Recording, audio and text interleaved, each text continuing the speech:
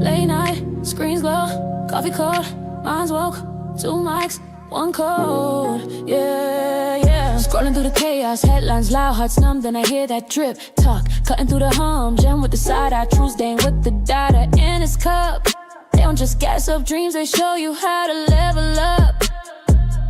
Oh, from the hustle to the headlines, from the culture to the grind. Every angle, every timeline, they lace and never waste your time.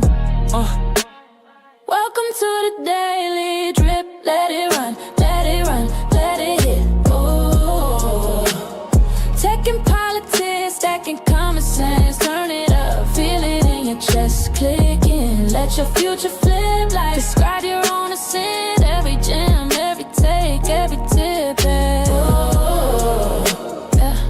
They make it make sense, yeah. I'm tired from the doom feed, faith in rent thick, algorithm playing mind games, selling you the same quick fix, then I catch that real talk about credit scores and crypto slips, union fights and AI rights, and why your boss be talking slick.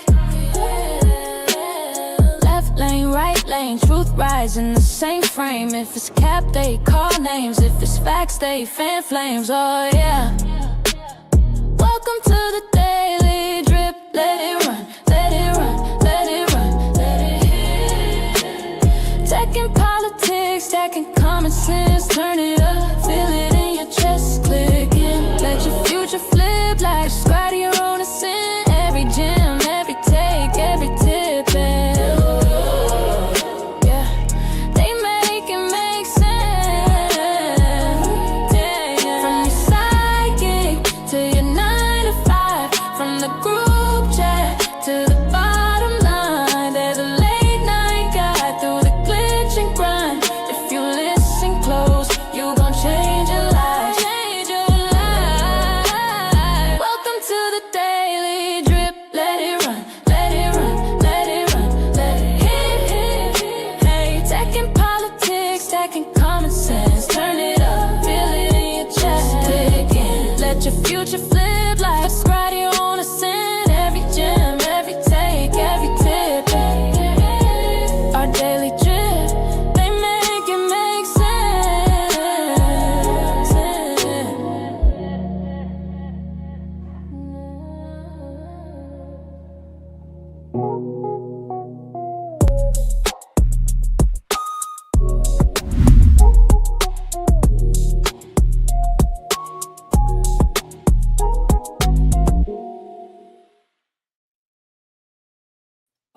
Hey y'all, welcome to our Daily Drip Show. I am your solo host today with our Daily Drip Show.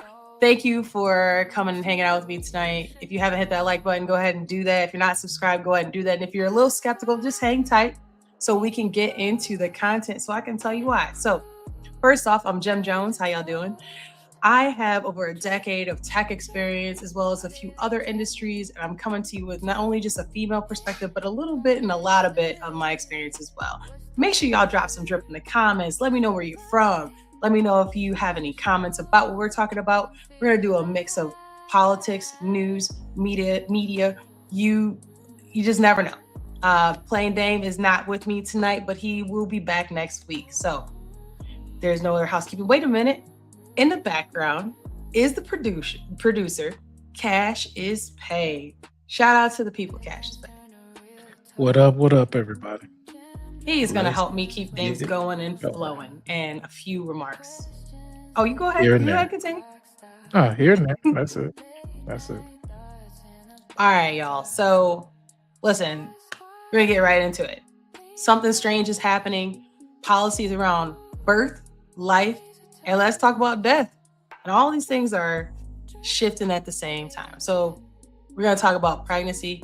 We're going to talk about retirement. We're going to talk about death. It's not random, y'all. It's very much a pattern I want to talk about. So first off, we're going to talk about Ohio bill. It's HB 249. Y'all like, I don't know these numbers. I don't know what it is. Oh, that's a Plain Dame is in the comments. Shout out to Plain Dame. So we're going to go ahead and talk about this House Bill 249. This is from the state of Ohio. Now, I want to show y'all what's going on over there. This was dropped 6 days ago. So this is new. I have not heard anybody talking about it. So we're going to talk about, well, obviously MSN Now, but we're going to have some chat on that too. Margaret Atwood joined the Velshi Band Book Club to talk about her seminal dystopian novel, The Handmaid's Tale. She reminded us that she got all the ideas for the book set in a near-future autocratic theocracy from actual history, from real things that had happened in the world and could happen again. She actually kept the newspaper clippings that she used as research when she wrote this book in 1985. And this week, there's a story out of the state of Ohio that reads like a building block of Gilead come to life. Ohio Republicans introduced a bill that would allow the government to track every pregnancy from beginning to end. The measure, called House Bill 754, 754. Sorry, y'all. So, Ohio bill.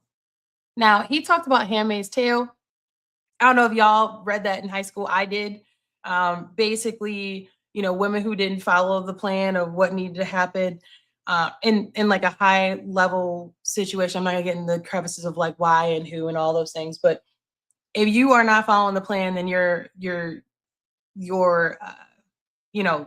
these policies are made for you to do what we tell you to do. Long story short.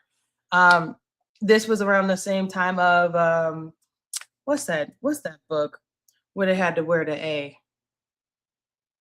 It's another one too. But there was a bunch. Scarlet There you go. Scarlet Letter. There you go. Yeah. Around the same time as Scarlet Letter, like those are similar books, similar concepts, similar books. So why is that relevant today, right? This House bill is going to talk about tracking. And let's think about it from a tech perspective before we get into this. The reason why it would be even an option to track is because technology has advanced so much that you'd be able to. So keep that in mind as they go through this. And shout out to Joe. Joe's in the chat. And we got some new subscribers too. So I'm gonna shout some of y'all out. So if you're a new subscriber, drop your name in the chat and I'll shout you out as well. But shout out to Joe. He's been a long-standing fan. Odd Squad. Appreciate you. Okay. You're also getting that post-workout creatine in there. That's what I'm talking about. Although studies have shown that it doesn't matter when you take creatine. You said it doesn't matter? It whenever, as long as it's within a 24-hour period, it should work for you. It also has extreme neurological gains. That's it. Message. All right, so let's get in this House bill. Create a state-run registry of pregnancies, requiring medical providers to file a certificate of life within the Ohio Department of Health within 10 days of examining a pregnant patient and detecting a fetal heartbeat. It's worth noting here that what we call a fetal heartbeat is more accurately described as fetal heart activity, which the Cleveland Clinic notes begins as the cells that will later form the fetal heart begin to cluster early in the first trimester and can create electrical pulses. The medical provider would be required to provide a copy of that certificate of life to the pregnant woman. The bill also mandates that fetal deaths be registered with the state and that providers specify whether a pregnancy ended in miscarriage, abortion, or stillbirth. Now, let's keep this in mind. I know we talk a lot, like we hear a lot about abortion. States have different times that you can be viable to get an abortion, right? I believe in Ohio, I don't think Ohio is like one of those strict ones. I want to say they might be like 16, 22 weeks, something like that. 16 weeks is 4 months. I think some of them are typically between like 4 or 5 months. I think we talked about one state, was it Cali? I think Cali let you go up to like 8 months or something like that. But Ohio, from what I understand, is not on that part of the wave.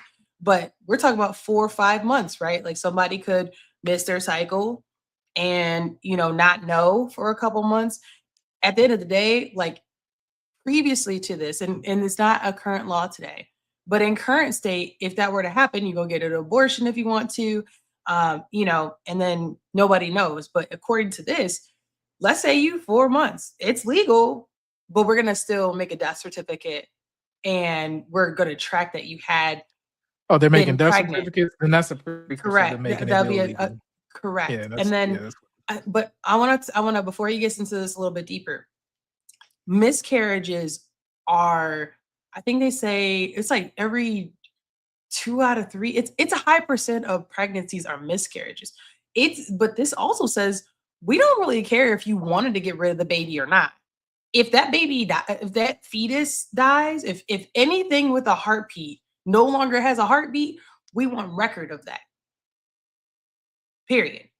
That is massive. I could not imagine you really wanted your baby and you have a miscarriage and you have to literally name, right? You have to go through the process of a death certificate. To me, that's horrible. Yeah, that's really, really horrible. But I think it's for tracking purposes to know how often people are able or unable to. And really, I think they're trying to track population. Keep that in mind as we go through this. Cassius Pay, do you have anything else you want to add before I move forward? Yeah, I can probably chime in a little bit on this one. I think this is Ohio wanting to do a formal registry on every That's what he said. Yep. pregnancy. Yeah. So the death certificate thing is a little weird, but it's a new state level database on reproductive history. And that you can take that as you will, whether it's on the negative or positive side of it. Maybe it's to create a different level of taxation base. It's just we're getting a little bit deep. Well, you could get laws on how many at that point. Like you could really say, look, you filed 10 death certificates in 8 years. You need to get your uterus taken. I mean, I'm just saying, but that's the Handmaid's Tale thing he's talking about here. Like that's that connection where my thing is that we already have a birth rate problem. So it sounds like it's just maybe a particular group, a particular demographic that we're trying to lower birth rates for, whether it's financial or otherwise. But I am not here for it, whichever one this is. Yeah, wow. In my opinion, he's doing some ill stuff down there. I'm glad he ain't online today because he's in these comments going crazy. Yeah. So my thing on this, and I'll drop the link so we can move to our next topic. But my thing on this is there's a variation of reasons why the baby or the fetus or wherever you are in that journey may or may not have happened. I think that there's just a level of accountability that the state is trying to hold people to. Now, keep in mind, if I'm in Ohio, ain't I just gonna go to Kentucky, Michigan, Pennsylvania, Virginia, New York? Like, wouldn't I just go to another state? Well, yeah, but if other states adopt this kind of scenario, then now you're getting cornered. I would be super surprised if New York, a whole bunch of people flying to California. Mm-hmm. Yeah, I can't imagine Cali would take this. Yeah, Cali, Colorado. I just couldn't. Those are even Virginia, I'd be surprised if they adopted that. I'd be very surprised. So, in Illinois as well. So, we'll see. Keep an eye close to this. But the reason why I wanted to bring that up is because we're going to slide into. Let's talk about where people are populating. So we talked about, people being unable to carry it through for the most part, right? Or who is having these babies. Let's look at where people are moving. So there's been a population change. I think it said, what did it say? 10. Yeah. So it said the US population grew by 10 million, up 3.1% from 2020 to 2025. But let's see where. So we talked about there's a bunch of people, not having babies, right? But it sure looks like everybody moving to Texas, Florida, North Carolina, Georgia, and Arizona. They sure going there. Now, I do find that ironic, though. I would love to see, since everything that's happened lately, if they were to run this, I would say next year. Because those states also scream to me immigration. Right? Drop some drip in the comments. Do y'all think that immigration plays a part? Or do y'all think that this is just people wanting to move and being able to move, or job, capability in some of these states? As we talk about that House bill, for example, let's see, where is Ohio on this list? Ohio is way down here. So, I mean, let's say they do pass that. That's not as significant as if one of these passed that up there, right? We talk about seeing how their population moves. But one of these, say it out loud for those who might be driving or listening. One of these, meaning the top. So the top, we'll name top 7. Top 7 is people have migrated plus 2.6 million in Texas. In Florida, 1.9 million. North Carolina, 757,000. Georgia, 589,000. Arizona, 466,000. South Carolina, 425,000. And Tennessee is up 403,000. Now, I would, like I said, I'm curious if they ran this again in 2027. What's that looking like for a couple of reasons? One, there was a lot of booms of industries that moved to these places. So, for example, Tennessee, a lot of companies went to Nashville, right? So there's an influx of people moving their families, them moving there. Also, Georgia, I mean, they have a lot of airline industries. They also have a lot of government contracts, a lot of parts and stuff like that. Government contracts are in Georgia. Atlanta itself is huge with businesses. Even people you don't hear about it as much, but Atlanta has a lot of money and its surrounding areas. Marietta, all these different places near Atlanta, they do have a lot of money in Georgia. North Carolina, I've heard a lot of people talk about North Carolina. If I'm not mistaken, correct me if I'm wrong, there's a lot of insurance companies that have migrated to North Carolina as well. And then Florida, think about it. During the pandemic, everybody was dipping to Florida because Florida was outside. You're missing one significant one that has population growth that a lot of people may not really know about. And I only know because I work in certain industries where people generally get to move around ahead of the curve. And that state, believe it or not, is Idaho. Yes. Oh yeah, Idaho was big. Where are they at on this? No, Idaho was up 19,000. Between 2020 and 2025, 10% population growth. That's bigger than Florida. Oh, I'm sorry. This is percentage change. It says percentage change is gonna be Idaho. Yeah. So the greener it is, so Texas is a 10% percentage change in population growth. Idaho is also. If y'all can't see the map, they're ranking it by how many people, but also there's a color coded. So Cassius Pay is talking about what percent of the actual change was, and he's right. So Idaho is a huge percent. Utah was a big percent. South Carolina, Texas, Florida, those are all 10%. Delaware, Montana, no, they weren't top ones. Nevada, those weren't top ones, but on the amount of people, but just the fact that amount itself was upward to 10%. So I don't know, can you see the map okay? Yeah, they can when I switch you over. So it's can't do that. Oh, you're good. You can leave it where it is. Okay. Yeah, but so let's speak to the significance about this. Certain states have certain things that are incentives to various groups. Most of it is tax-based situations. The other might be favorable weather, although people have been generally moving from south to north. When it came to Rust Belt situations, they were chasing certain industries, which would have been your Fords, your steel mills, your General Motors, those types of things. Now, because we're no longer manufacturing heavy, we don't really make our own shit anymore. It's a shame. People are starting to move back to where the weather is instead, right? Weather, tax incentives, and I think it's mostly for the weather, especially as the population gets older. A lot of older people want to move down into the Sun Belt, is what it's called. So that means moving to Texas, Arizona. People avoid California at all costs because of the taxes there. Yeah, taxes is high. People, you don't really hear a lot of people going to Alabama like that, but they actually probably, I'm going to say in the next 10 years, because of the the colleges that are down there, it's industry that's growing in that area, especially in defense, and we already know where we at with that.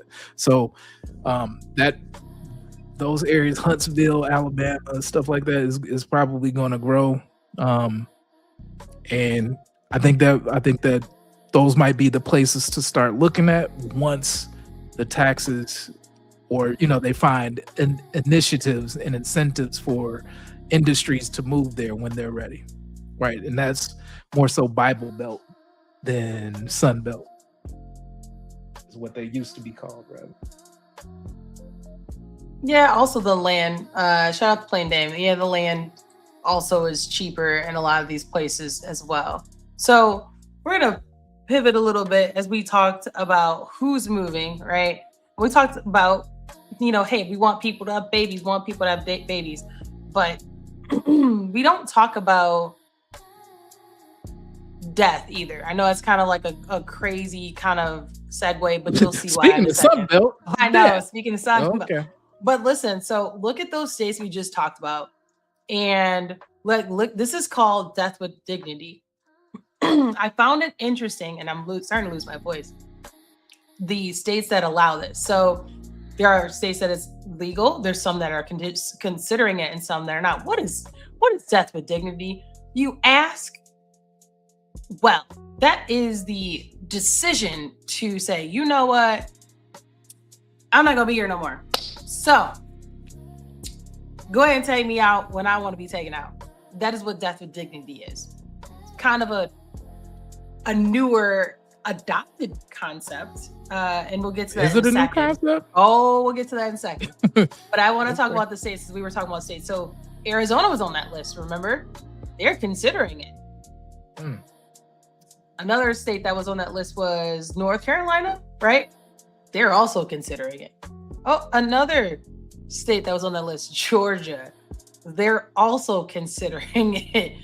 I find that interesting. What was the other one? It was Tennessee, right? Wasn't it Tennessee? Yeah. They're considering it. So these are states which I find interesting that they're considering it, because back in the day, you could make that decision. So I bring that up to say it's been an interesting feat to see how society is changing to allow people a choice, right? When we talk about a choice to have a baby, but in the past, we never talked about the choice to die, right? Like nobody ever gave that. But I remember growing up as a kid, and my dad used to be like, I can't believe, you know what? Dr. Kevorkian just be doing what people ask him to do. Who's Dr. Kevorkian, you ask? Dr. Kevorkian was a doctor back in the day that was basically death with dignity. But back then, that was not legal. You were not doing that. So let's hear. What are you talking about? He went to jail for that. Yeah, we're about to talk about that. But now I'm just saying they're doing it now, and he went to jail for nothing.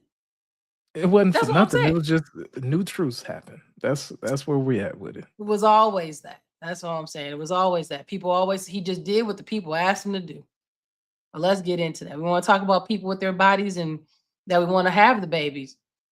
But we don't want to talk about people's bodies and they don't want to be here anymore and they're adults. So let's hear about Dr. Kevorkian. Issue of doctor-assisted suicide squarely into the national spotlight. Dr. Jack Kevorkian died today at a hospital in Michigan. Ray Suarez has our report. Yeah, I think of it. He was an outspoken, retired medical pathologist from Michigan who became known as Dr. Death. Jack Kevorkian said he helped more than 130 terminally ill people die between 1990 and 1998. He used a device of his own invention, a suicide machine. You have to bleep that out later in the edit. Thanks. Now look. Well, that's what it was called. All right. Now look. Well, I hope we. I'll bleep it. I'll bleep it. So look at this man. He called it an unalive machine, and basically he is kind of the prototype for death with dignity, right? Somebody has to be the person to lay the groundwork for different opportunities. And so I found it interesting that I just want to bring up Dr. Kevorkian for a second to is a concept that essentially he kind of brought up that wasn't okay back then, and now people are asking for it. People are asking for this. But at the same time, drop the drip in the comments. Do you think that if people should be allowed to have, no longer have the fetus on their own decisions, that you should also have the right to decide to use the unalive machine? And do you find significance in the states that have the populations that's increasing, as well as those with the death with dignity? Are you surprised by those? Do you think that, even different political views play a part in that? Remember, Texas was the #1 state that people moved in that amount of time. They are not making that legal. So let me know what y'all think. Do y'all think there's any correlation to any of this? Drop some drip in the comments. Well, as we talked about death with dignity, I'm gonna add a little more to it. Let's talk about retirement, because I think that more folks might be looking at moving to some of them states if this gets passed, y'all. So, raising the retirement age. Y'all hear about that? Drop some drip in the comments. Drop some drip. That's a slow death that is undignified. Look, that's why we going on through this. Drop some drip in the comments. Would you want to retire later than what you originally thought you would? Matter of fact, how old do you think you're going to be when you retire? Move on with this. I did want to put in like a little bit of a flavor on it. So the first thing is that, there's as of 2026, like you said, there's probably at least 10 states plus DC that formally allow some sort of medical aid for the unaliving process. And some people are in grave pain, and I understand that. So, I'm not saying that I'm for or against, but I understand. Montana also effectively allows it through a 2009 court ruling, bringing authorized count to like 11 jurisdictions, where you got New York and others actively going to join it. But on this one, I'll just say this, because a lot of people aren't like choosing this as a thing, right? So fewer than 1% of eligible patients actually use this option, but well over 70% of pollsters say that they want to at least have the option, right? They want to have the option. Not that they would use it, but it is about choice. At least the illusion of it. Yeah, so that's what I'm getting at here is we started talking about choice, right?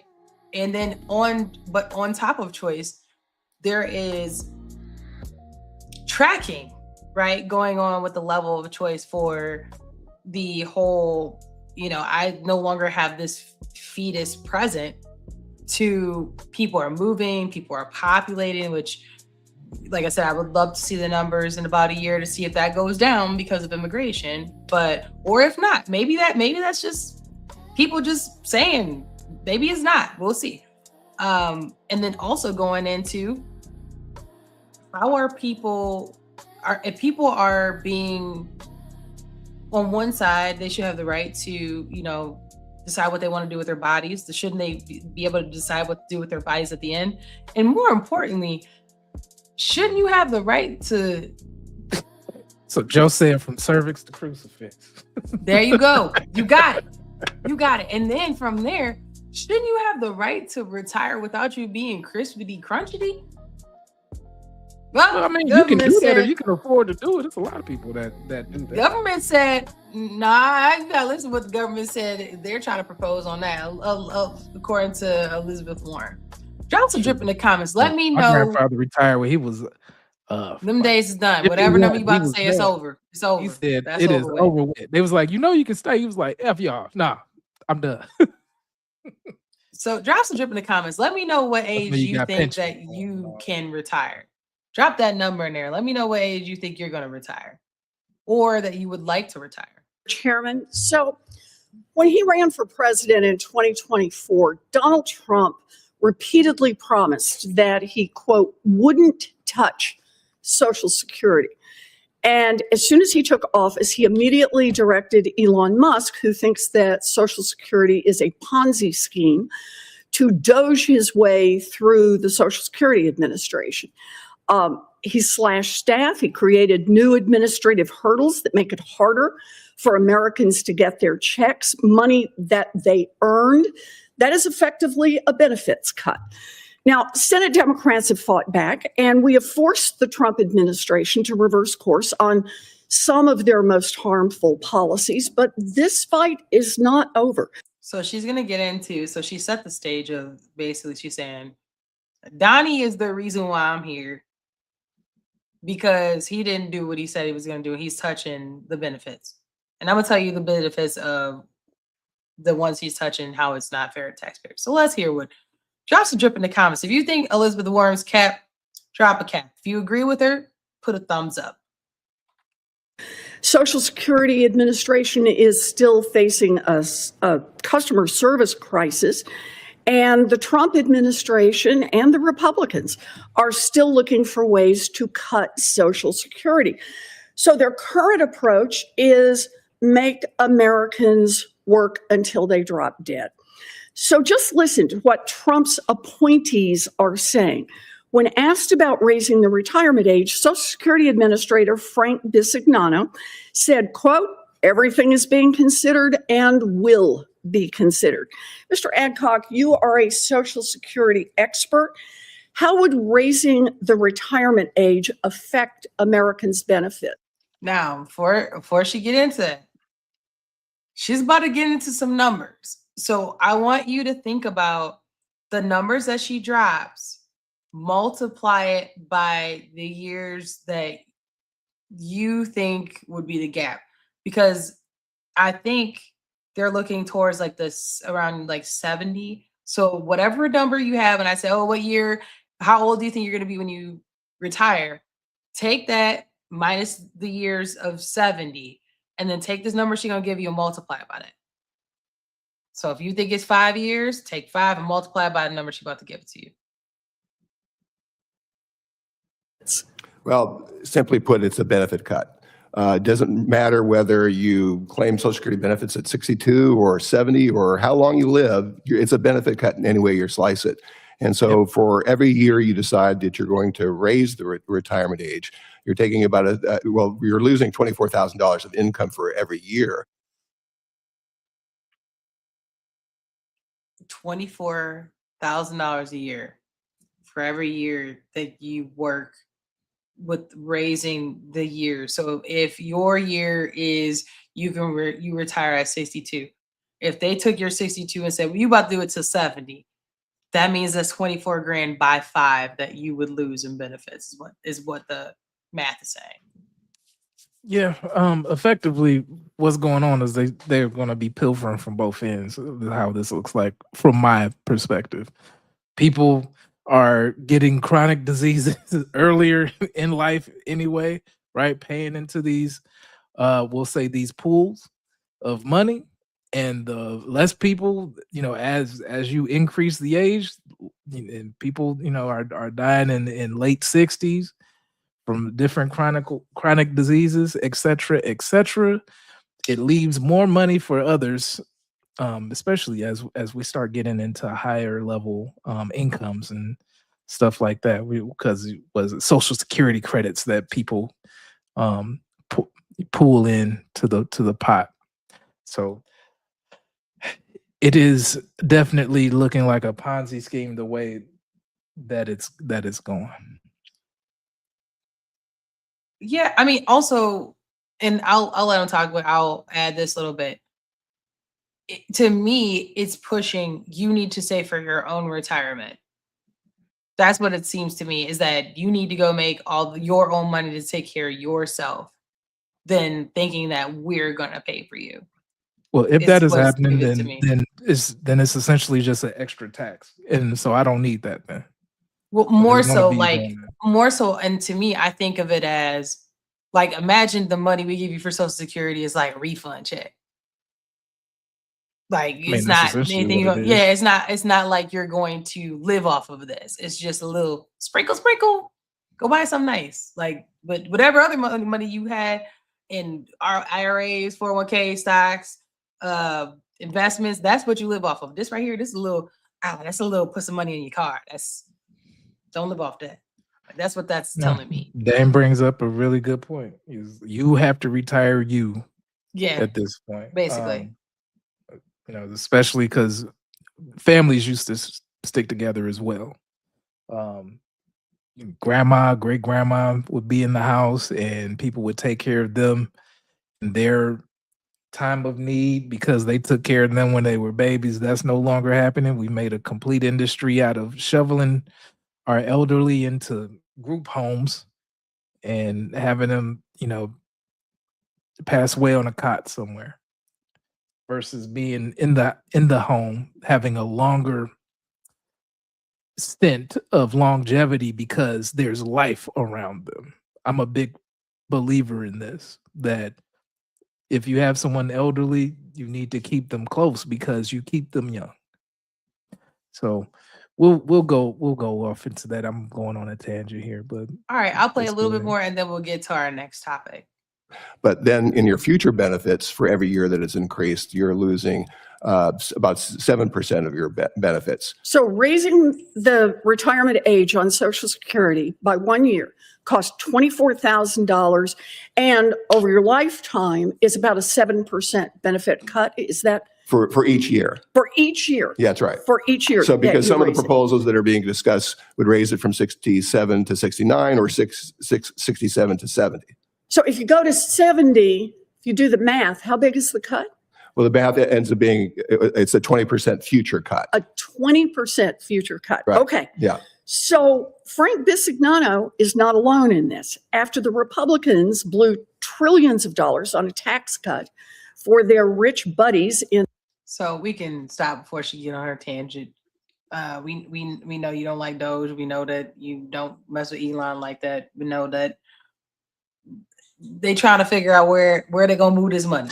At the end of the day, where they gonna move this money? They both triple with this one. So Joe says, bring back having grandma live in the basement. Like, damn, grandma don't get a room. That's and then homeboy says, palace behind the hot water tank. Hug that water tank, grandma or grandpa. Get comfy. Nah, y'all ain't right. Ooh wee. Y'all ain't right. Y'all ain't right. But it's funny though. So drop some drip in the comments. Do y'all think that that's cap? Put a cap. If y'all think that you agree that this is absurd and that if they raise your retirement age 1 extra year, you about to be real mad. Put a thumbs up. Yeah, it's a button this one up. I'll just say two things, right? When you change the retirement from 67 to 70, that'll be people born 1981 or older. And when you phase that in, it's you adding 2 months per birth year for everybody on that one. But when you're doing this, the lifetime benefits are cut by thousands of dollars every year for average earners, which is effectively these three things: live longer, work longer, and retire with less, please. Good day. He talk about sitting up. They talk about getting their laundry done in the comments, getting their laundry done by grandma. Shit, at least grandma know how to wash clothes, cause sometimes mama don't know how to wash clothes. So getting fed, y'all. I tell grandma tell you about the baking soda that you're supposed to put in some clothes, even some peroxide. Sometimes people going around with them funky ass leggings that they going around with all the damn time, smelling like catfish. Nasty ass. Well, speaking of catfish. No, grandma got these skills. Some of these grandmas got these skills because they were home or their men were off to war or doing the heavy labor jobs. Your grandma got a lot of these skills for that. Now, that's a good segue into the military. So we're going to get into some of our military talk going on here. The Army made a big change to enlistment.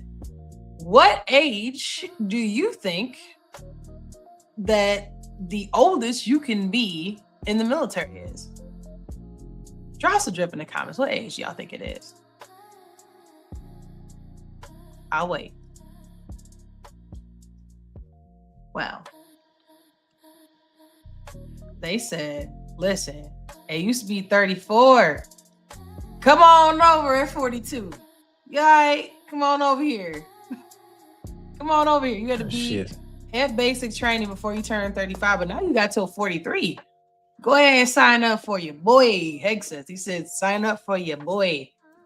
What 42-year-old in the US they think they gonna get? Because I go to the gym, so I can see people who can't do no damn pull-ups around here. And a lot of them, and they you know 22. What? Listen, Gen Z was at our necks in the comments on that Gen Z video. Listen, they said if they mama gonna be at the interview, y'all need to stop playing. They said you older generation, y'all the ones using the AI. But my mama ain't AI. She in the trenches with me. She in this interview right here whispering. Right there. That ain't AI, baby. That's my mama. Leave Gen Z alone. They gonna come for us in them comments. They were very, very upset. Dame said old ass soldiers. I mean, they gotta get corrective eye surgery first if they think they're gonna go out on that line. They do have LASIK eye surgery that the military pays for. I only know that because my friend's husband had got his eyes did for they said made sure you can see. They was like, hold on. Yeah, no, he got his eyes did. They paid for the whole thing. They said, go ahead, take that time off and come back. Yeah, go ahead and bring your ass back. Also, they remove the waiver. So they also have a waiver for a single conviction of marijuana or a single drug paraphernalia possession. Oh, possession. You get in the list. So if you got a little, I ain't got nothing but a little possession charge. Hex have said, come on over. You 40? Come on over. Come on over. Put that camera on. We got a job for you. What y'all think? Online thoughts.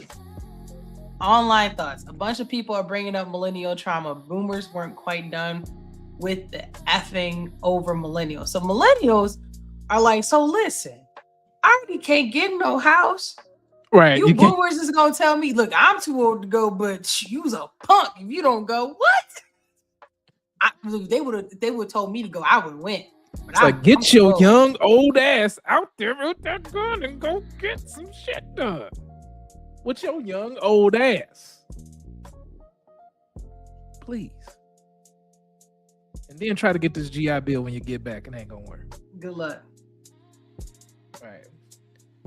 Someone said it'll be 81 by August. Right.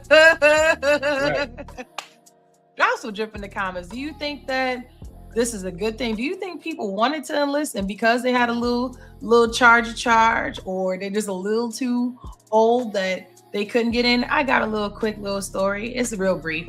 I actually knew of somebody who wanted to enlist and literally had to put everything in because they were turning 35.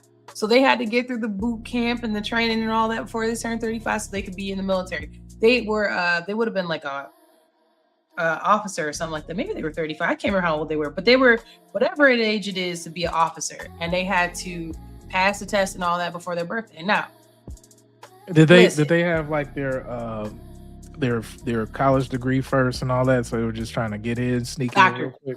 Doctor. Oh, it's a doctor. Okay, they was gonna take them anyway. They was gonna get waivers and stuff. Yeah, but they still had to. Yeah, they still got to pass. Be under that age. Like that was non-negotiable. They had to be under that age. And so with this, think of it this way. I think you could be older. I think as an officer, and if that's the case, if you taking everybody at 43, you're gonna be taking 50-year-old officers. Then, if that's the case. Oh shoot! I mean, that's how it goes anyway. Like when it's a certain situation where you running out of people to put in that meat grinder, you gonna start looking around for bologna, South meat, Vienna sausages. You gonna put everything in there. So the U.S. Army just raised that maximum enlistment from 35 to 42. That is ill.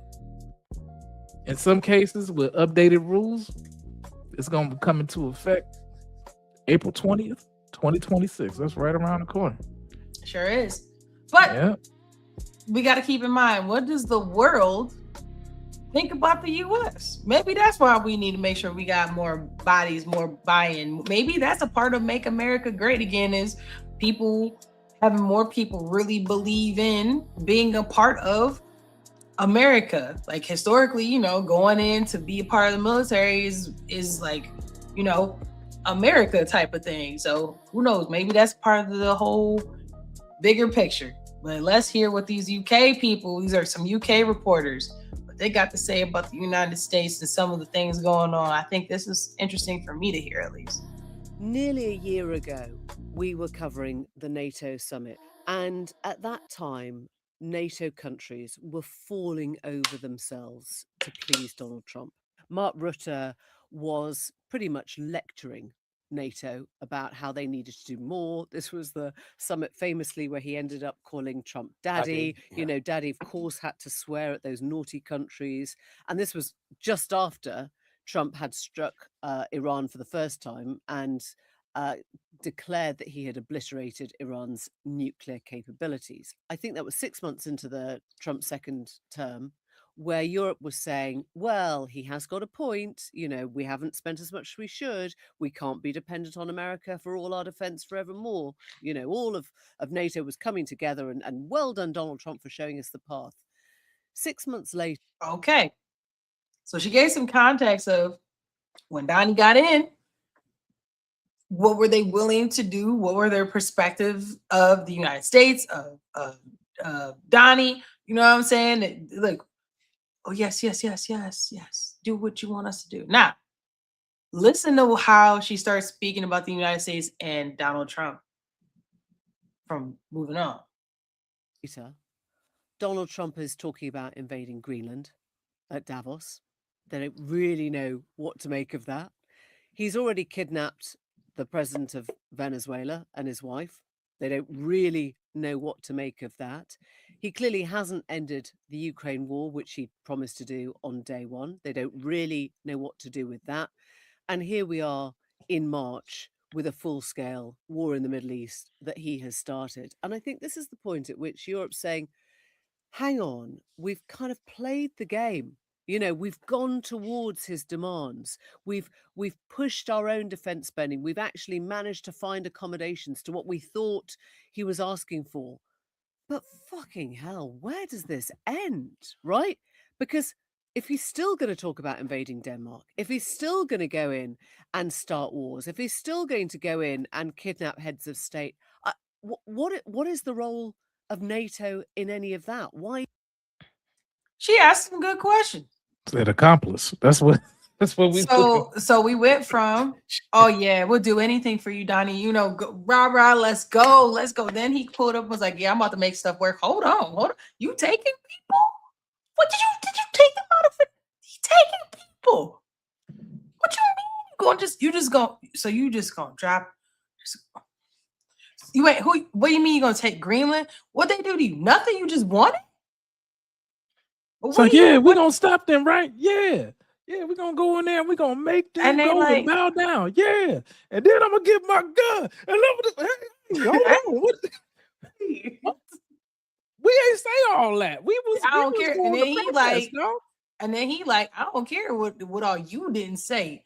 I did that. Matter of fact, I ain't even doing. I'm doing, and I did that. And they're sitting there like, so.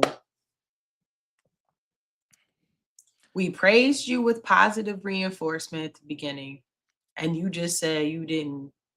You just don't even care. So now, think about it. Like they're trying to use negative reinforcement. So let's see how this goes. So let's continue. Where she's going to question NATO, and question, what y'all about to do with this? You hear your boy? He doing this thing. He doing this, and he don't care. What are y'all about to do? Who is going to stand up for real and say no? So let's see. as you say, why should a defense organization, which is meant to be keeping the peace, which is meant to be stopping invaders like Putin or stopping invaders like Xi Jinping if he tries to do the same in Taiwan, why do we want to be part of a force which is bellicose, which is starting wars? And so I do think this is a kind of turning point for Europe. Starmer's superpower at the moment is being able to be boring, quite boring, you know, not strident, not loud, not shouty, all the things that you normally think sort of stand against Starmer, which is like, oh, come on, show us your personality or show us your drive or show us your sort of the glint in your eye. Everyone's going, oh, yeah, that's fine. I think that's absolutely right. And I think that the measured tone of not getting into a pissing competition, frankly, with Donald Trump, where he kind of lets off a rhetorical hand grenade and you feel you've got to fire off a rhetorical missile in return. Keir Starmer's not doing that. It's interesting what they think of their leadership. So I wanted to bring this up because we talked about, listen, we're open to go ahead and sign up for the military, baby. You can do it if you don't get in the beginning of your life. When you had a midlife crisis, come on over here. We got you. We recruit for this type of time. Meanwhile, in Europe, they're like, so he's doing what he wants. Or why are we a part of this? Like, what are we going to do? And their people just kind of like, listen, if we do anything, it's just going to cause more ruckus. And they're just kind of, their people are like, yeah, but isn't that the point of you being the person who the group representing us? Well, it's interesting. Yeah, I didn't want to say that out loud, plain dang. But shout out to Moot 9180. So wait a minute. He said ankles up Greenland? Yeah, that's what he said. I mean, that's basically what Donnie said. That's Donnie basically was what's going on, yeah. Donnie said, I'm going. No, I'm going. It's happening. Don't come. Yeah, it's going on. So yeah, we'll keep a close eye on the EU. I do want to bring that up because we can see what wheels are turning on their side, and from an international perspective to see what some of these other countries are doing. Cassius Pay, do you have anything before I move on to Volkswagen? They completely switched sides. They sure did. I mean, like I don't know, man. I view the European Union as you gonna say what you think? I'm just torn about the EU and NATO activities. Yes, I mean outside the United States. They have contributed greatly to certain causes, probably some causes that people didn't particularly care for, like Iraq, Afghanistan in particular. A lot of lives were lost and people have gotten hurt. So I understand being part of the hoot ride, as they say in the hood, right? Where you rolling or not, like, damn, Tay, I did not want to ride this time. I just wanted to go home. I wanted to have some snacks, but now we got to ride for the homies again. You know, I'm just trying to chill this time. I don't know if I'm gonna make it back this time. So, you know, certain groups having that kind of situation. Right, exactly. He said, right, let me out. Yeah. So that's where it's at. You know, Donnie Don said, I just wanted to see who was gonna ride anyway, right? They were supposed to ride and die, but they just want to ride. They didn't either. They just sat and watched. Like when Day got his car scratched up. Right. Well, yeah, I think it's interesting with the EU. To me, before we move on to Volkswagen, what it shows me is that the US is the glue to NATO. They don't know. Don't care about what's going on in the hood. Wow. And then let me swing in the air real quick. So that's what that tells me. It tells me Where you that- had me alone, please. Come on. Come to that. Wow. And see. So times is hard, right? And a lot of times in these days, you might be switching industries if you have to make some money, right? Make some money. Well, Volkswagen said, listen, we're not gonna leave no money, nothing left. We had to shut down one of our plants to make cars because people can buy. What? People don't have money. But you know what they do got money for? We got money for missiles though. So they said, listen, let's go ahead and get into the missile defense industry. So they made a deal with Israel's Iron Dome maker. So they are now shifting to doing that for Israel. They not doing it for Israel. They doing it for A&T. The comments is crazy. This person said, working for 2 genocidal regimes in 2 centuries. Well done, Volkswagen. Okay, so somebody knows about the history. Yeah. There you go. It's crazy. So Volkswagen, German-made car.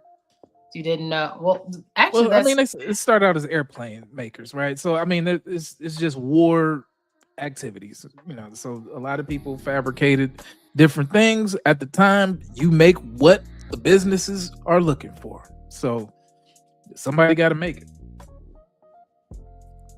So they have a history of it. They already know what's up. Go ahead. They asked Grok, if Volkswagen is moving into missile defense with Iron Dome makers, are we witnessing a major shift from auto to defense industry, which is what I came in to say. So Grok said, it's not a whole shift, but hey, they've had some challenges in Europe. So yeah, they said, hey, I'm coming over, baby, to work on that Iron Dome and repurpose our factory so we can make these components. They got some government backing from Germany. And listen, they're diversifying diversifying their portfolio at this point, making sure they get some money. Well, shit, I mean, be for real, like Volkswagen had some pretty hard ass hits in the last decade, right? The Jetta took some dives. They got caught essentially doping the cars, and they had to pay a hell of a lot of money and give back the cars because of the whole EPA stuff where they was juicing them, essentially giving the cars steroids on the computers so they could pass the test. So that's their time to shine, to go back to the roots and make some of that money back. So when your car Tony company Stark did have to start somewhere. You right. Yeah. You right. You actually right. You actually Joe know about it. Yeah. See, look at that. We got some well-read people in here that are able to correlate some of these activities on why some of the businesses would do what they do, because it is just business. And when the opportunity presents itself, you better cut off your nose to spite your face, is what they say. There you go. Going back to the grassroots is what they said. It was founded in 1937 under the directions of Adolf Hitler. So comments going crazy.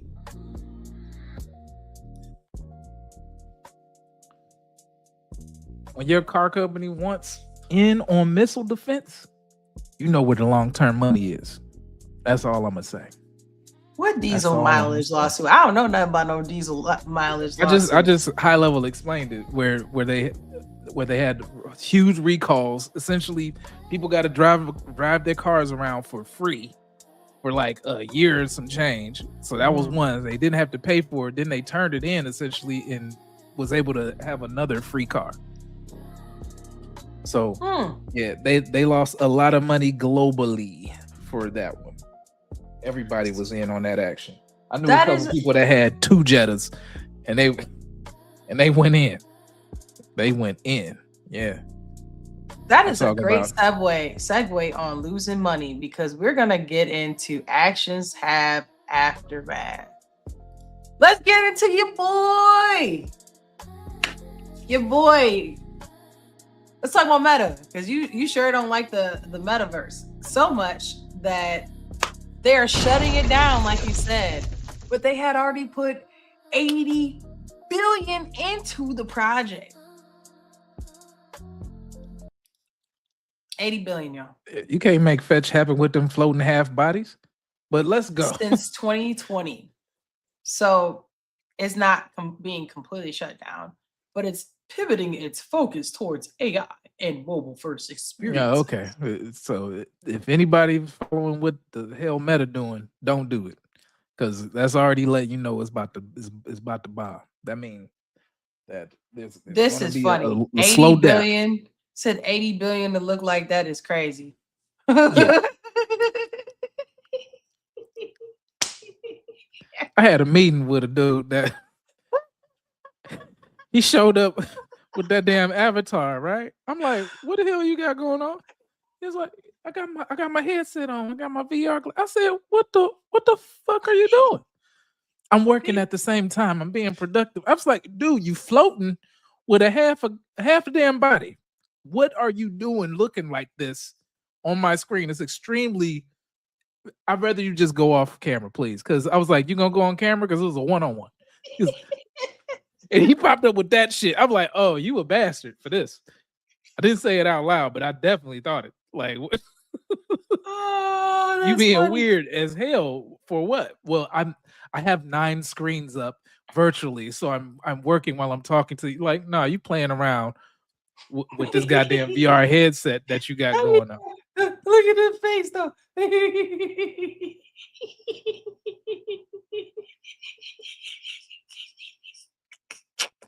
Motherfucking Sims, like, oh. So look, hear me out. Hear me out. Now look. I'm in Paris right now. Can you see it? But look, though, hear me out. Where I'm I at think the they went I'm at the wrong. Eiffel Tower right now. Can you see me? No. Hear me out. And this is going to segue into our next part because this is all about Meta. Action 7 Aftermath is all about Meta. Meta said, hey. So Meta said, hey, we're about to give you a virtual experience called the metaverse where you can go meet people and be like, hey, what's up? It's me. It's what I look like. Yada. Okay, so look, let's keep it real. Drop some drip in the comments. Did you play The Sims? Now listen, anybody who played The Sims, were you going around just be like, hey, how you doing? Hey, how you doing? Hey, how? No. Everybody was trying to get in the hot tub. They was trying to catch somebody in the bathroom. They was trying to get them to touch parts that they should not have been touching. That's all that was gonna be anyway. But hold on, what, this is where they went wrong. Because this is what Metaverse should have did. Nah, there's people are gonna do that anyway, regardless. Sex sells. They ain't doing it. That's why they down 80 billion. Because they could have replaced OnlyFans. No, they were not, because you can't see the bottom half. So there's no OnlyFans. Oh, you're right. It's floating. Yeah, they got to work on the bottom parts. They got to work on the parts that matter now. What I actually feel sorry for is the companies that bought the virtual real estate and they're thinking that they were going to integrate tokens and everything. All of them taking those losses are going to be like exactly, because that's who really feel bad lost. for them. I don't feel bad I'm for just them. saying.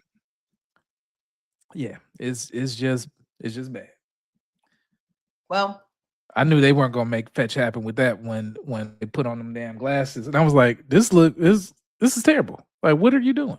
Like, this look like what's that? The pixel shit that the kids was doing like these days. They had that damn movie, Minecraft. That's what it looked like. That's what it looked like. $80 billion Minecraft. You could have made your own server to look like that and just made some money with a Minecraft server. Do the same damn thing. Well, not only did they lose, she could put them blocky ass toes out there with the pixelated ass toes. But the thing is that they would just be imaginary because you wouldn't have feet in the metaverse. No, first of all, Joe, don't do that. Don't do that, Joe. No, I'm not gonna have a foot page in the metaverse. Okay, no. But that would be smart with what, but the feet look like blocks, so that ain't gonna help. So as we talk about metaverse, so he said, you know what? I'm gonna invest 80 billion. Okay, cool. You invested 80 billion. Now you lost 80 billion. Not only did you lose 80 billion, but let's talk about this because you finna lose some more money. That lawsuit that YouTube and Meta got, they lost it. Let me show you how it's impacting them. Do you haven't heard about it? You're about to now. Tune in. Breaking news, a verdict in the landmark case addressing the power and influence of social media. A Los Angeles jury today finding Meta and YouTube negligent in the design or operation of their platforms and saying the companies failed to warn users of the dangers of their services.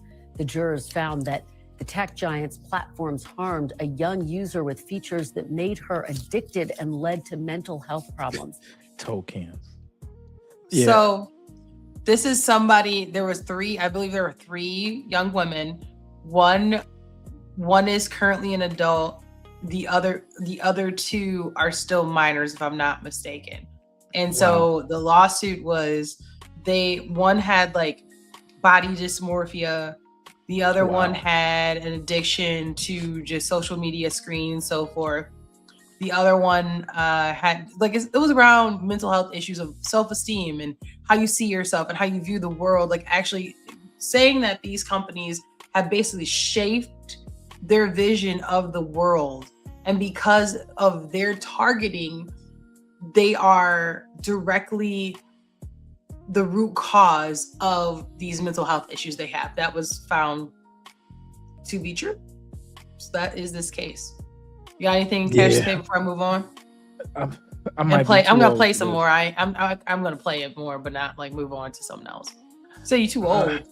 I'm just saying, like I'm just from an era where if you're not allowed to do something, then somebody's taking away the thing that you're not allowed to do.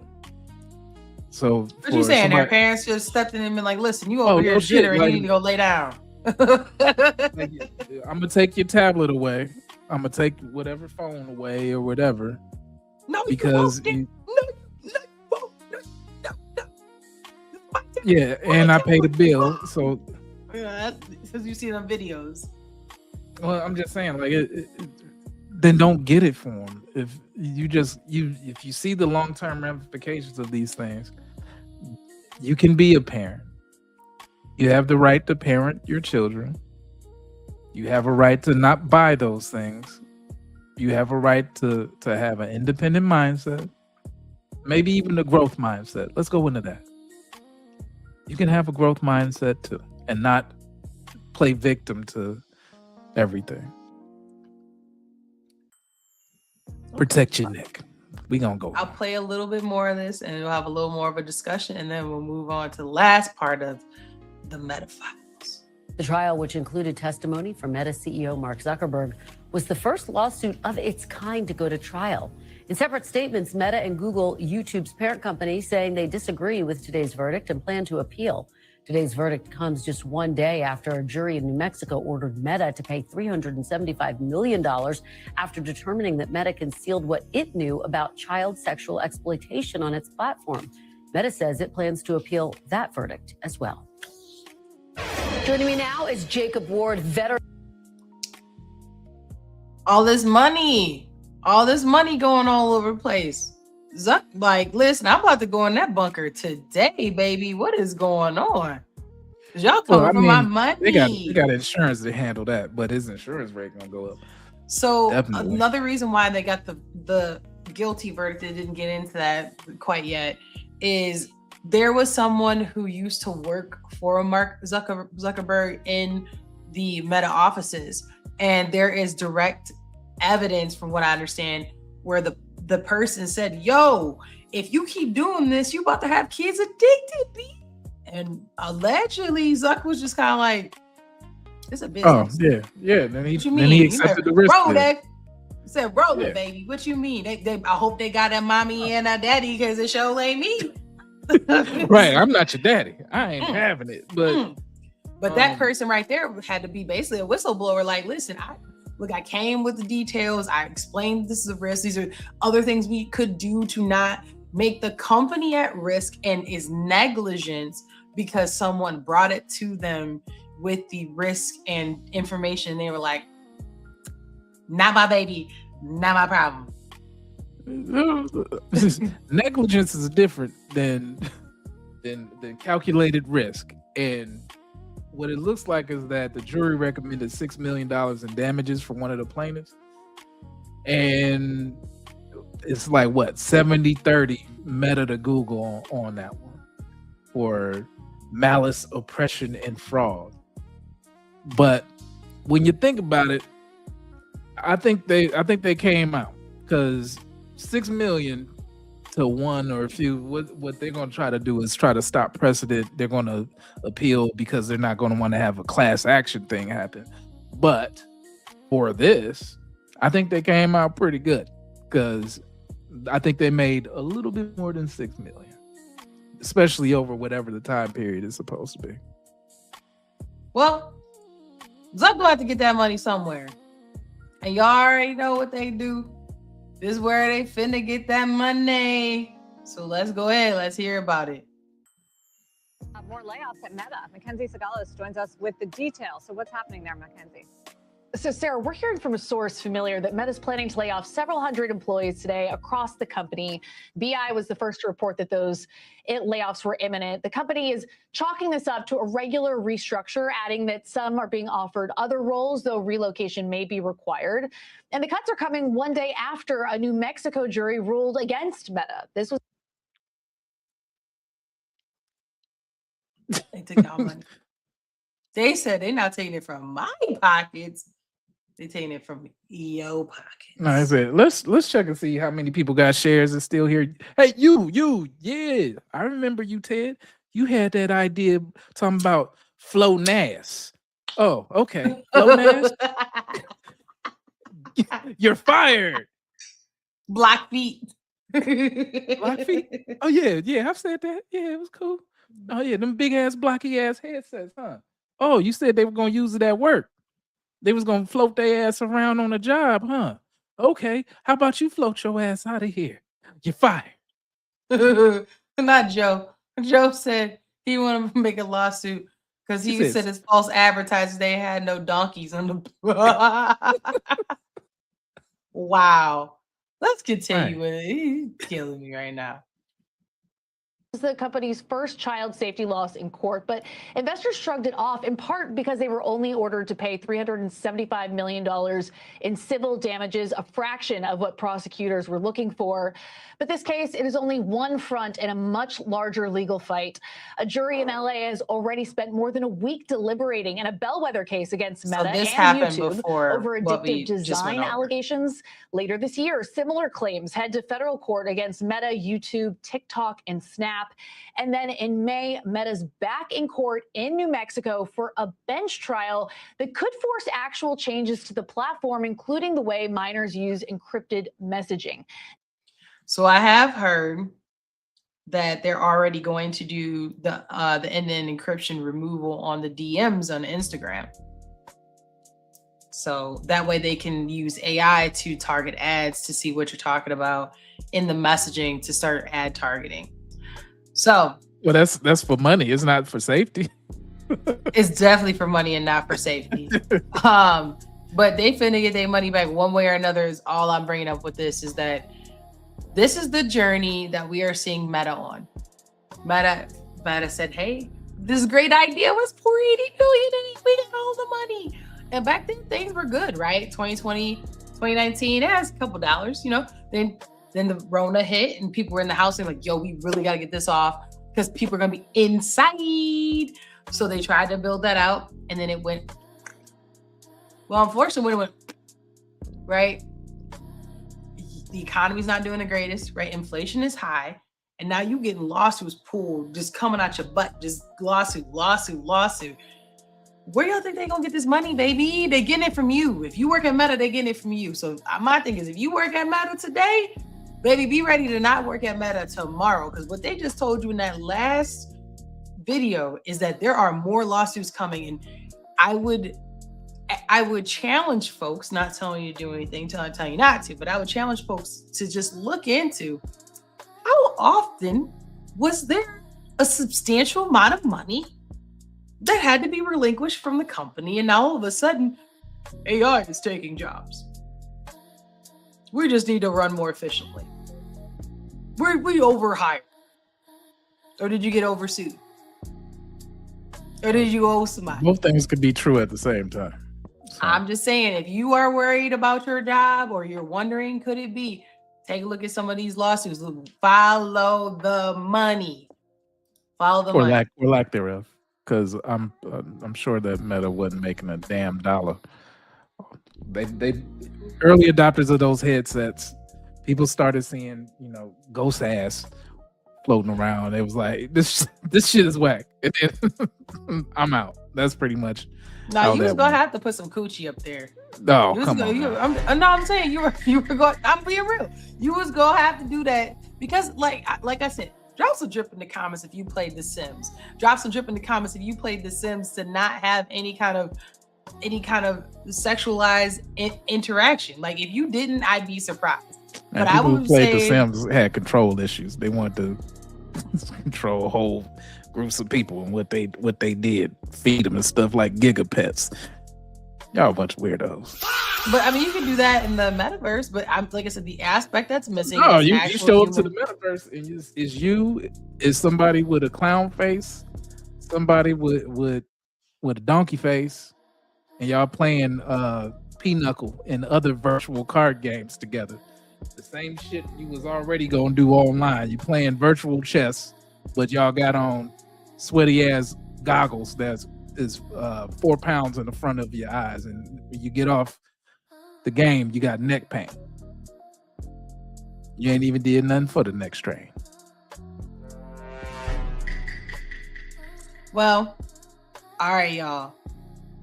That was Actions Have Aftermath. So let's get into Rewind and Rethink. Man, listen, right? If they did not have that, Joe, this what people. I mean, they may still play, but like you got people who really ain't into it that's still playing. You know what I'm saying? Because they into it to see them vibe, right? Do that again. What they got to do? Vibe like that. Speaking of vibing, we're gonna end the show with your boy Drewski. He at it again. Let's talk about it. If you haven't seen it, I'm gonna show you now. He done pissed off a whole bunch of people. A whole bunch of people.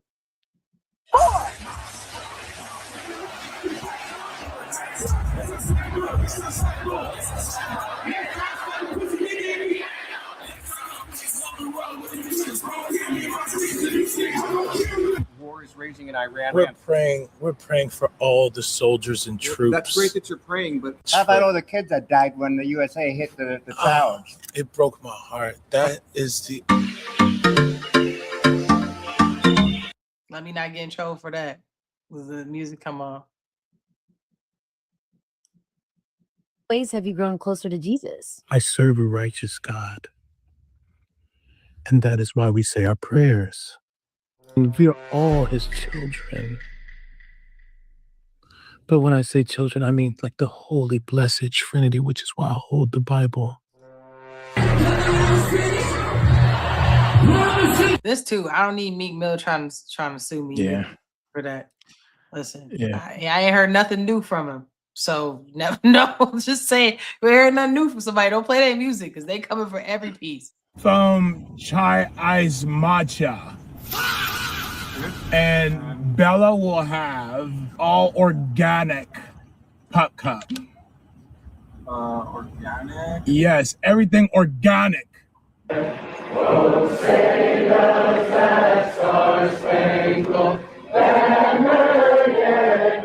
So I'll stop it there. So if you don't know who Drewski is a comedian, and he pretty much will do anybody. I've seen him do Nigerian people. I've seen him do obviously rappers, all colors of people, all shades of people. As far as like being a comedian, this part is funny though. All white men in America.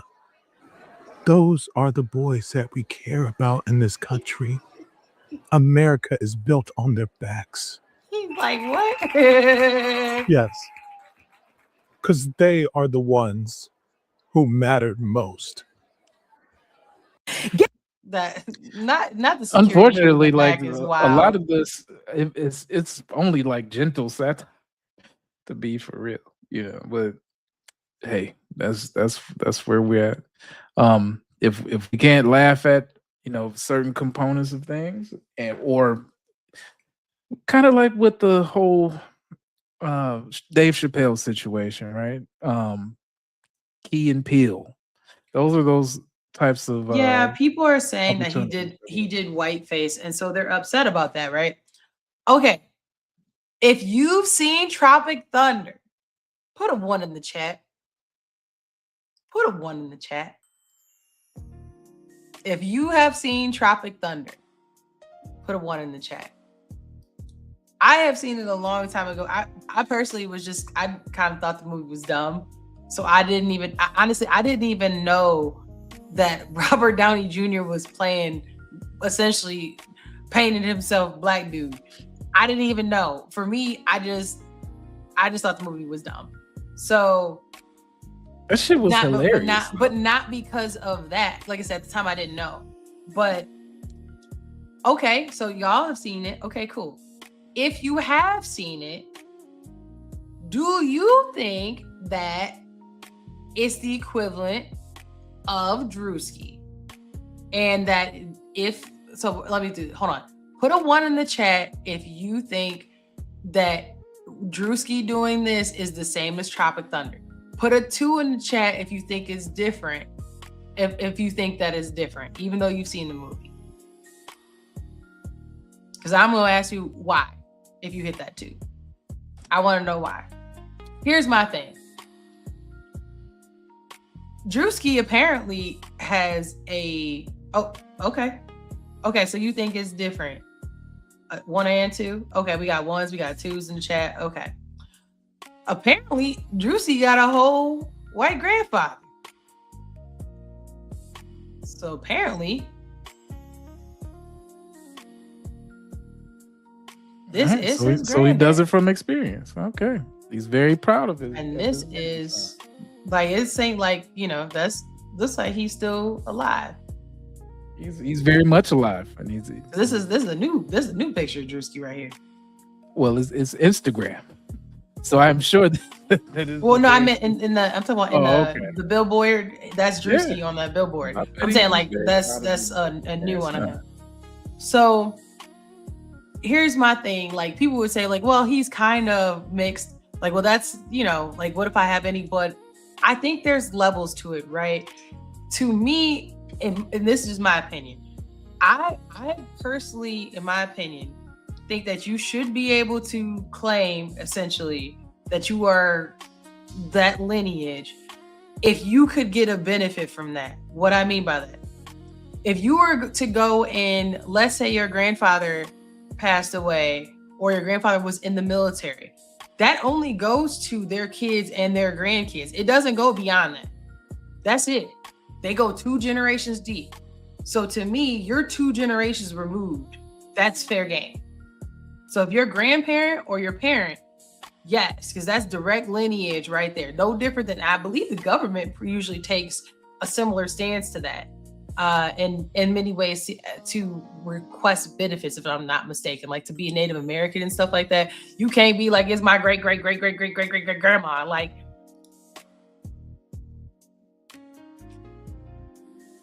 I don't think that it's only so many levels removed. And so if that's his grandfather, he's part white. He would be at least, what, 25%? 20. Depending on what's going on with his dad, well, maybe less than that. But depending on what's going on with his dad's side, he's hovering between 15 and 20%. Not going into like post Reconstruction times. No, but the reason why I'm saying that is because, like, if you were talking about a great grandkid, you're looking at the 1 to 3%. So you see what I'm saying? Like, it starts diluting as you go down. So to me, Drewski, shout out to Play Name. Yes, Drewski. No one is safe. But also, I don't know if his grandfather's white. How can he do whiteface? He's essentially a generation removed from being white himself. I don't know. It's because I feel a certain kind of way. I think that is whatever. Yes. But the way that he does it is in a way where It is He didn't make up satirical. nothing. He Right, didn't make and- up nothing. That's real-ish stuff. That's Right. And he he's- didn't name he's any also- names. He's also utilizing the technology of today. No different than, say, for instance, like White Chicks, which was a cult classic. You can go back to Tropic Thunder, which we can go back and talk about because you were having questions there. But I'll give my high level on that, where I thought it was a hilarious movie for the fact that it was genius on how it was set up, as far as we'll call it the bit. It was layered as far as the quote unquote blackface was concerned, because he was an actor playing a dude that was disguised as the other dude that was playing the guy. So it was, and he stayed there. So it was like method acting, kind of like how Leonardo DiCaprio, where when he played the slave master in Django, like he wouldn't talk to Jamie Foxx because he was so disgusted because he was method acting, right?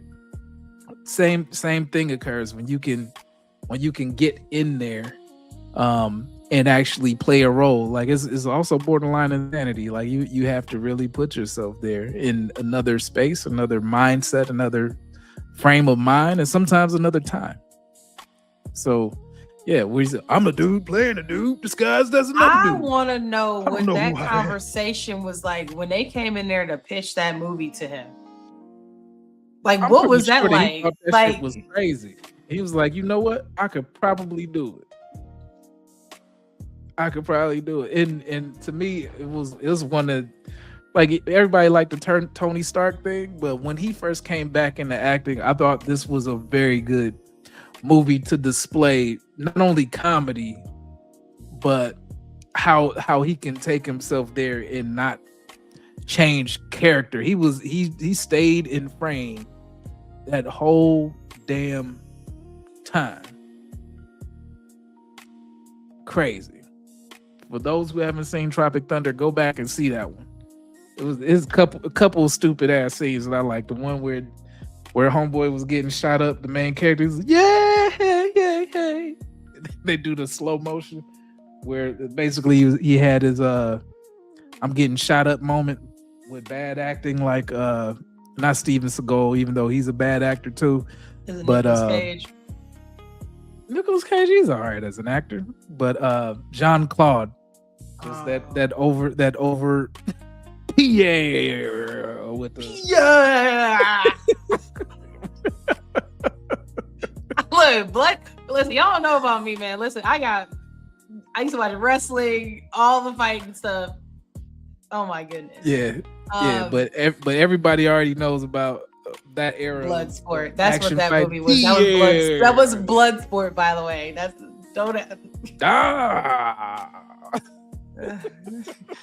So it's gymnast ass. They don't know shit about Pierre.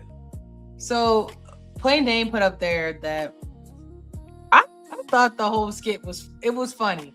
It was funny because he's making a play on stuff that literally happened, but like he's just embellishing, right? And I think that's Antonio Banderas right there. That everybody know that scene. It was very weird, where it was almost like real life, where he was an assassin or whatever, and they both lost the guns and they were fighting. He was just like, oh fuck yeah. Wow. I was like, wow. That might have just been real. A way to snap a neck. All right. That might have just been the way. That might have been just what he was feeling. So I wanted to bring this back up, but yes, it is because Erica is a grieving widow in the manner in which she lost her husband, right? However, she did take herself on the stage with the wrestler fireworks.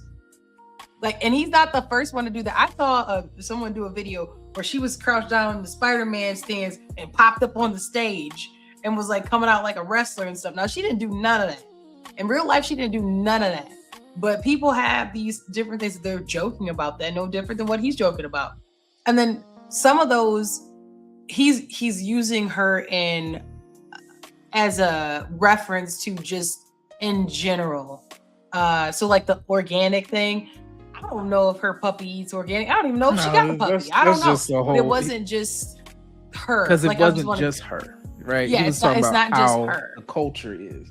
Correct. So I just wanted to bring that up, that yes, she's a grieving widow, but everything that he had in there was not just like, oh, I wanted to say this about her. She was used as the satirical point of the things she did. She did come out with the what do you call it? The things of came out the like sparklers. a wrestler. Yeah, sparklers. Yeah, she did come out to the sparklers, and like it was I don't know, a concert or something. I've never seen anything like it. Maybe that's what she was going for, is you never see something like it. And girl, yeah, if you did that. Never seen nothing like that before. Right. Okay. It's like Shaq going to great grandpa's funeral with the Jabberwockies coming out talking about great grandpa died.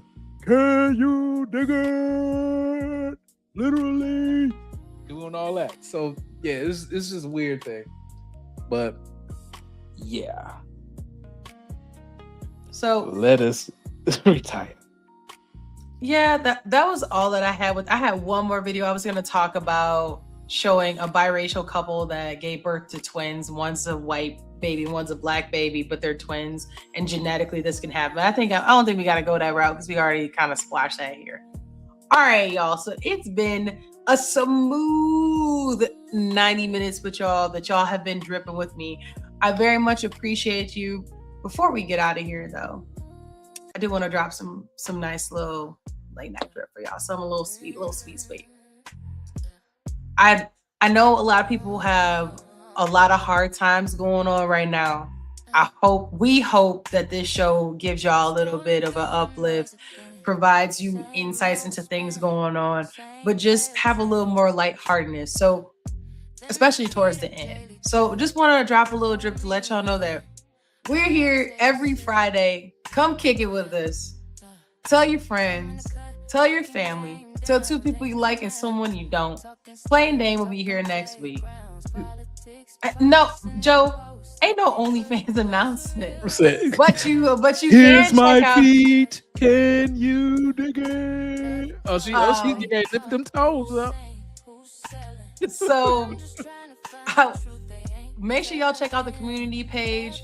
We'll have some different things up there for you to vote on, because we do have merch coming, and I do want to make sure, and we want to make sure that it's stuff that y'all would actually like. So giving us that feedback is so helpful.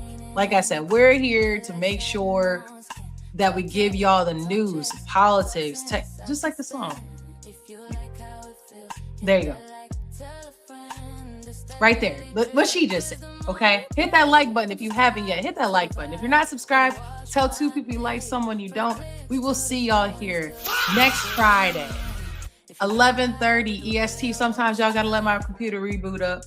I might be a couple minutes late.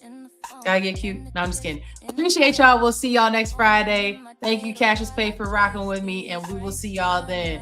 Remember, hit that like button if you haven't yet. We'll see y'all next Friday. Wow, we out. Really? On my outro, though? Wow. That's what happened when you give me the Shout out button. to Joe. Shout out to Joe. We appreciate you popping up. Shout out to Plain Dane popping in the comments. All right, y'all. See y'all next Friday. Bye.